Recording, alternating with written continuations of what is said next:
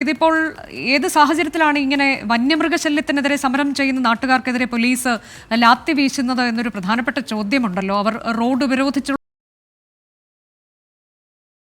തരണമെന്ന് അവർ പറയുന്നുണ്ട്. കളക്ടർ അങ്ങോട്ടേക്ക് എത്തണമെന്നൊക്കെയുള്ള ആവശ്യങ്ങളാണ് ഇന്ന് ഉന്നയിച്ചതെന്നാണ് മനസ്സിലാക്കാൻ കഴിയുന്നത്.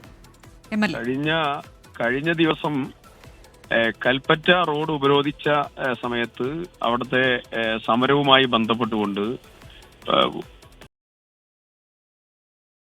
അതില് മേപ്പാടി ടൗണിലെ സമരത്തിൽ ചില ധാരണ ഉണ്ടാക്കി. ആ ധാരണയുടെ അടിസ്ഥാനത്തിൽ ഫോറസ്റ്റ് ഡിപ്പാർട്ട്മെന്റിന്റെ ശക്തമായിട്ടുള്ള പട്രോളിങ്ങും ലൈറ്റ് സ്ഥാപിക്കുക തുടങ്ങി കുറെ തീരുമാനമെടുത്തു. പക്ഷെ ആ തീരുമാനം അല്ല, ഇന്നലെ ഈ താഞ്ഞിലോട് പ്രദേശങ്ങളിൽ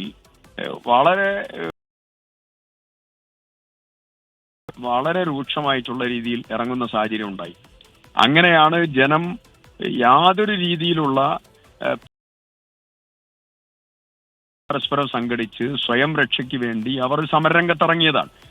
ആ സമരത്തിനെയാണ് ഇവിടെ പോലീസ് ലാത്തി വീശിയത്. ഞാനിപ്പോ അങ്ങോട്ട് സമരസംഗമം പരിപാടിയിലായിരുന്നു. അവിടെ നിന്ന് ഇറങ്ങി ഞാൻ അങ്ങോട്ട് താഞ്ഞിലോട് ഭാഗത്തേക്ക് പോയിക്കൊണ്ടിരിക്കുകയാണ്. ഞാൻ DFOയോട് നേരത്തെ തന്നെ എല്ലാ സമയത്തും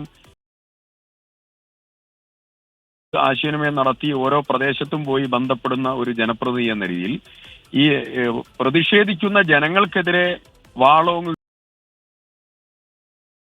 ഒരിക്കലും അംഗീകരിക്കാൻ പറ്റില്ല. കാരണം അവർ സമരം ചെയ്യുന്നത് കൊണ്ടാണ്. ആ വന്യമൃഗങ്ങളിൽ നിന്ന് രക്ഷയുണ്ടാകണമെന്ന് ആവശ്യപ്പെട്ടുകൊണ്ട് ജീവനും സ്വത്തിനും സംരക്ഷണം കൊടുക്കണം എന്നുള്ള ഭരണഘടനാപരമായ ബാധ്യത നിർവഹിക്കണം എന്നാവശ്യപ്പെട്ടുകൊണ്ട് സമരം ചെയ്യുന്ന ആളുകളെ പോലീസ് ലാത്തി വീശി കൈകാര്യം ചെയ്യുക എന്ന് പറഞ്ഞാൽ അത് ഒരു കാരണവശാലും അംഗീകരിക്കാൻ കഴിയുന്ന ഒന്നല്ല. ഇവിടെ വന്യമൃഗ ശല്യം ഏറ്റവും രൂക്ഷമായിരിക്കുക. കേരളത്തിലെ വനം മന്ത്രിക്ക് വളരെ സങ്കടമുണ്ട് പറയാൻ. ഞങ്ങൾ അദ്ദേഹത്തെ ബഹിഷ്കരിക്കുമെന്ന്.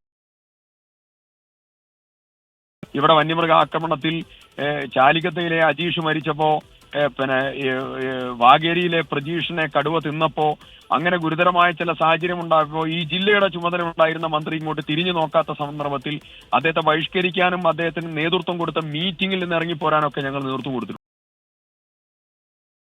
അതീവ ഗുരുതരമാണ്. എല്ലായിടത്തും വന്യമൃഗങ്ങൾ രൂക്ഷമായ ഫണ്ട്, അതുപോലെ MP ഫണ്ട്, അതുപോലെ നബാർഡ്, അതുപോലെ വയനാട് പാക്കേജ് ഫണ്ട് തുടങ്ങി വിവിധങ്ങളായ ഫണ്ടുകൾ ആന പ്രതിരോധ നമ്മൾ ചെലവഴിച്ചിട്ടുണ്ട്. അത് ഈ വിഷയത്തിൽ കഴിഞ്ഞ ദിവസങ്ങളിൽ